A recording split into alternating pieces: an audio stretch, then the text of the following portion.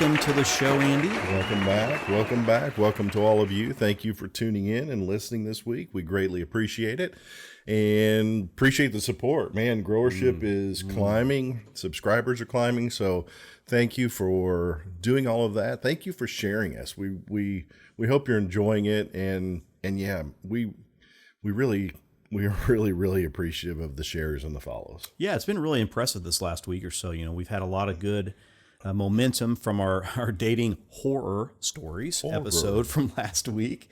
And we just actually posted today. Yes. I don't think it's up on Spotify quite yet. It's not. I know it's not on Spotify quite yet. No, but a follow-up to our manscaping video with a little product review and tutorial where Mr. Andy dethatches his schnoz. Yeah, that. It's a good thing. I'm Martha Stewart now, obviously. Okay, yeah. What is it? Hey, I know we're getting off subject. Like we never do? We never do that. How did Martha Stewart and Snoop Dogg hook up? What is that? What is that combination? You know what my hit-shot reaction was going to be? I was going to say, in prison. Well, one of them went. It's just such an odd pairing. I think that's funny. Why. I guarantee their publicists got together and said, hey, listen. You like weed, you like cooking. This shit goes together. All right. I don't know. They're just, I mean, it's funny as shit. Oh, yeah. And Martha's so dry, and Snoop will make comments about like... Well, she's got to be in her 70s. Of course she's dry. That's what they make lube for. So... In your case, tears. To watch the two of this guy, I can produce a lot of those. But it's funny. He'll make like sexual innuendos, and she gets like this smirky horn dog look on her face that is just like, holy crap! I kind of want to bang Martha Stewart. Not really, but I mean, it's like she's very like. Are you wanting to taste some of Martha's pie? No, I'm good. I'll go back to our Vanna fetish. I'll take Vanna over Martha. They're about the same age, I think. Well, oh, wow. That's weird to think of. So anyway, yeah, so welcome to the show. We'll circle back around to that. Barstool Breakdowns, obviously Andy. To my immediate right, your left, Matt here, right? It's called stage right, stage left. Okay. Well, to them, it's a little bit back. It's perfect. Whatever. But yeah, welcome back, episode 5. And today, yeah, we are going to be... Andy, why don't you tell us what we're going to be doing today? Our goal with our podcast and with our TikTok and our Instagram and all that stuff is to eventually be able to start having lives. Yeah. Yeah, we'd like to do that maybe, I don't know, once a week, twice a week. I think that'd be fun. We could also get on individually and do lives. Absolutely. Which would be fun. But one of the things that a lot of influencers do when they have a live is they do an Ask Me Anything. So but I mean, you can of course decide which ones you're going to actually answer, but I thought that maybe we would do, in an effort for our followers to get to know us a little bit better and for us to kind of work on our Ask Me Anything quick wit response and trying to use our brains in a very efficient and expeditious manner.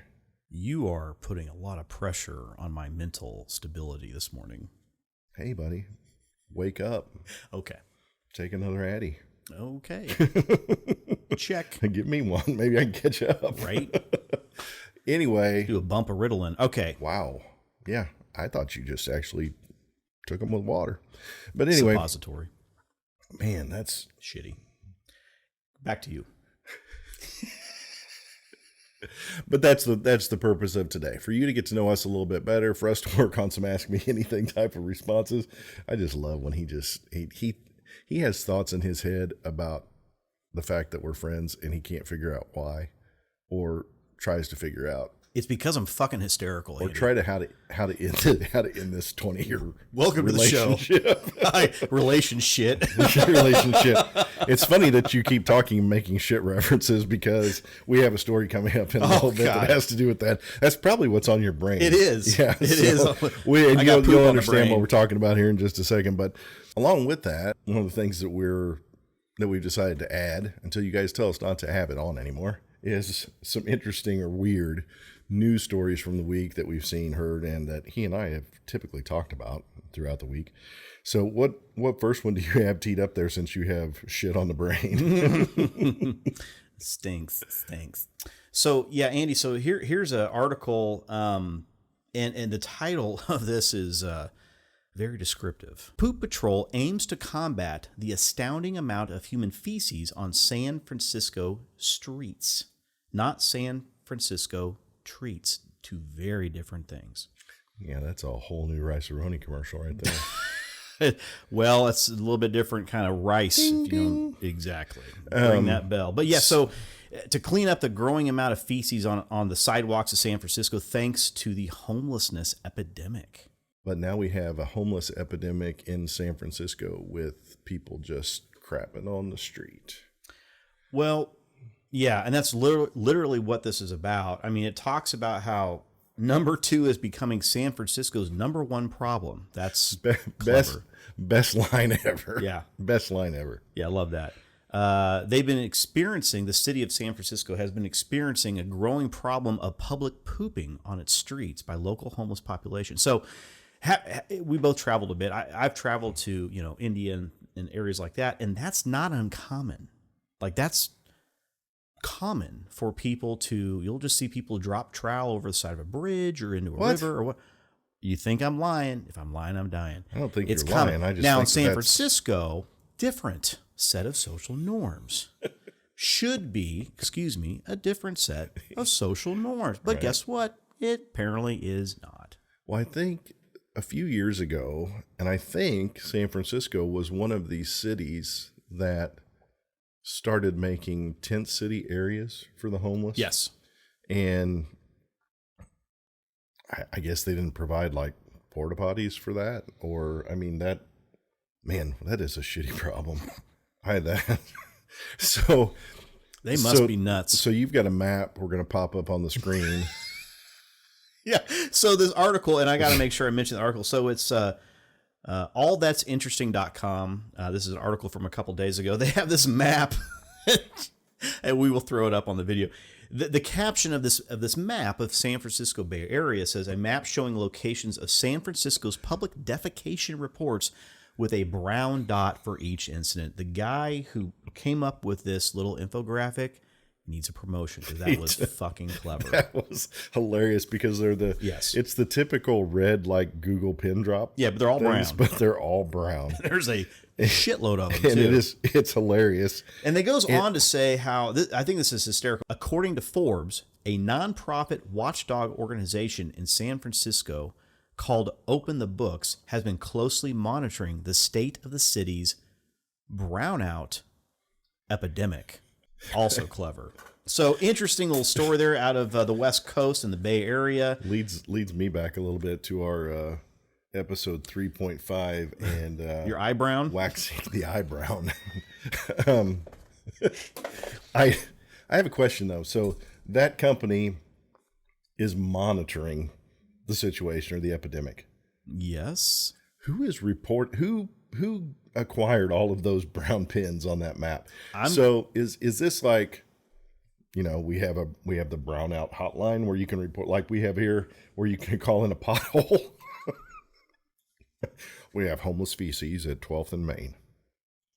We need someone to come by and pick it up and drop a new brown pin on the map. We have a code brown on Lombard Street. The visual that comes to mind, Andy, when I read this story is I see just a line of people with their butts hanging over the side of the Golden Gate Bridge, yeah. Just dumping it to crumpet. I mean, just letting it rip and just enjoying that opportunity. Obviously not the case. So, yeah, shitty story, but great one. Thank you, Andy, for bringing it to the table. I know, we kind of like to watch the news a little bit, read the news a little bit, and share some of the funny news out there. You can tell that we're the type of news that we look for. We're still 12 years old. Inside, we've just aged ungracefully. Great story, but it's time to wipe the slate clean of that one and move on to story number 2. You better wipe twice. Front to back or back to front? Dude wipes. I'm telling you what, clean getaway. So great story that you brought to the table here, Andy, about the Poopadamic, right, in San Francisco. Apparently, the travel budget for that part of the world may be a little thin for a lot of people right now. But they'll get their shit together and wipe the streets clean. But in the meantime, what's this other article you found? So there is a model / former athlete / really tall woman in Russia. Oh, right. She is 6'9", and they're in the process right now of certifying her legs in Guinness Book of World Records as the longest female legs on record. She is 6'9". What do you have her name there? I don't know. I don't have the article up. She's 6'9", and you can get this. I think it was on the same website we just talked about on the poop story. One of her legs measures 53 point something, 53.3, and the other one's like 53 even. Right. So, but she's 6'9". She has a brother that's 6'6". Her dad's 6'5". Her mom's like 6'1". And her and her brother both competed in the 2008 Beijing Olympics. And she in long jump? No, in basketball. Oh, sorry. Oh, of course it's basketball. Sorry. In basketball. Yeah, so I just thought that was, I mean, the things that you can get a world record for. I mean, who would have ever thought? But yeah, they have a doctor, and they have 2 or 3 other authorities that are measuring her legs. And I think Guinness comes out and double checks all of that. But well, that's a lucky job. She's in the process. Oh, yeah. I mean, but dude, where do you stop measuring at? I would assume it has to be like the crease. The crease. Yeah. Right. That's a whole nother. It could spend an hour episode on the crease. To the flat foot, to the floor, I guess. I guess so. I mean, think about that, dude. Her legs are over. They're like 4.5 feet long, just her legs. And her dad said in the article that they knew, like, when she was born, we knew when she was born that she had very long legs. And no shit. That's creepy, Dad. Jesus Christ. That's my haunted Russian accent. That was, I think you just embodied every Russian character, we've ever seen in every movie right there. I will kill you, John McClane. And sounds like every Russian actress that we've ever seen too. It's always, Russian women are just beautiful. I got a buddy of mine, he travels the world all the time, has for decades or whatever now. And he's like, by far, hands down, most beautiful woman ever from Russia. Wow.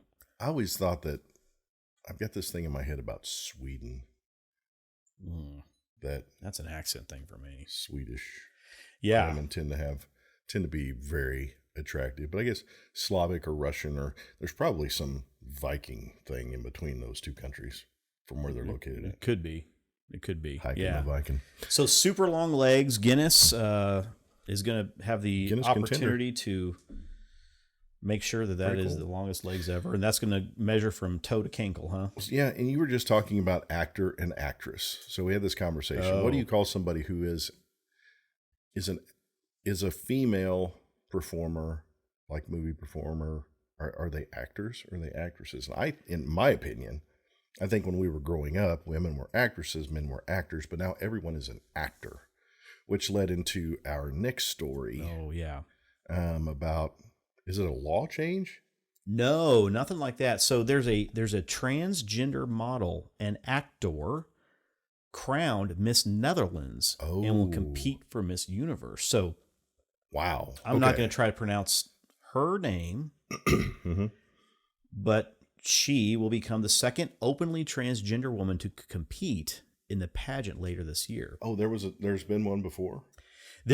There had the first time someone who is transgender who had competed in a beauty pageant of this level at a country level, right? Yeah, that's huge. Okay, Miss Netherlands, Miss USA, whatever.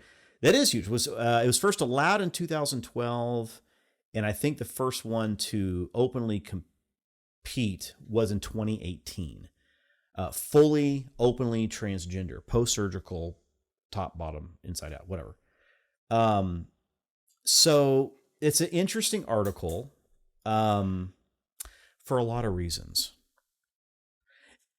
There's, in my lifetime, in your lifetime, we've gotten to where I feel like homosexuality is normalized, which I'm thankful for. I think that's great. Love is love. Do what you want. Do what you want. Right. Exactly. Same thing with transgender persons. And that's a struggle you and I will never, and most people will never understand. Right. No. So, how can you judge it?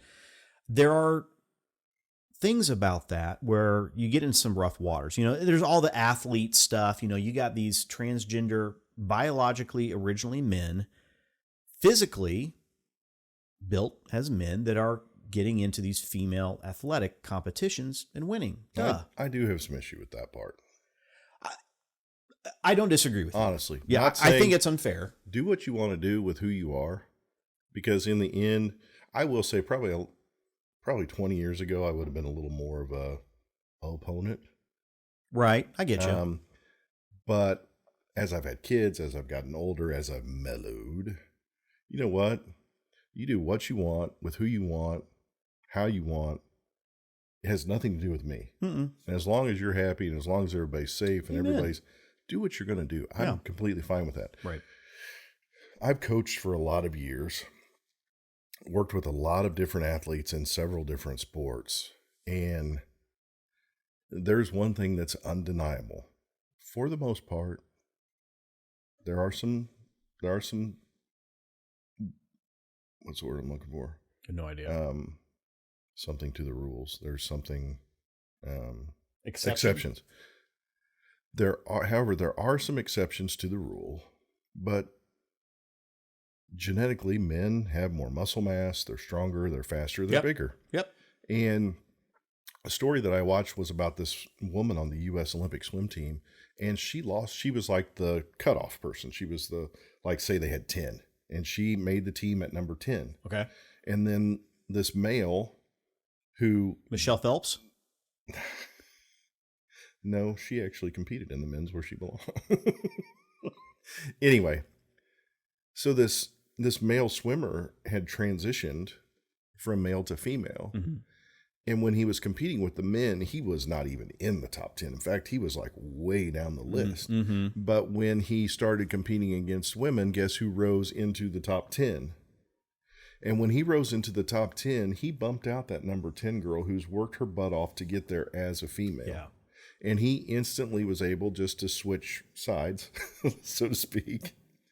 And he ended up with her spot. Let's not use easy so quickly and loosely, because there are some not easy things you got to go through to become. I'm talking about just from the standpoint. How is that fair to that young lady? I don't think it is at all. Spot? I think it's totally unfair. And I think that at some point down the road, there's going to have to be a major overhaul as far as how sports and other things are handled, because eventually someday you're going to get into a position where, how do you define who gets to compete in the female Olympics versus the male Olympics? Or do you make it one big thing and maybe it's just about a free for all, but you get in different levels based upon, your performance or something like that, which would be fine. Like if there's men and women, bio or not, whatever. I'm sorry, I don't know all the terminology. Excuse me. I don't either. That you get in and you qualify, like kind of like with wrestling, you're at different weight classes. Well, and you make a great point with wrestling. I was thinking the same thing. There's a difference between team athletics where you're a piece of that puzzle. Correct. And something like swimming or something like wrestling, those are those are individual sports. Right. And on things like that, I mean, do you come up, and I don't know if this is the right term either. Maybe you have a men's, women's, and you have a non-binary class where, I mean, seriously, you're right. In order to equally level the playing field, it's the same thing in high school sports. Yeah. There are some schools that are able to recruit, and there are some schools that can only take the kids within their districts. And when those teams play, who do you think is going to win? Right. I mean, they stack their team. They'll say it doesn't happen, but I've seen it enough. It happens right here. I'd hate to get to a point where you're watching the WNBA and it ends up being, you've got a semi-pro men's team. Yeah. And I'm not trying to be insensitive or anything, not at all. Whatever.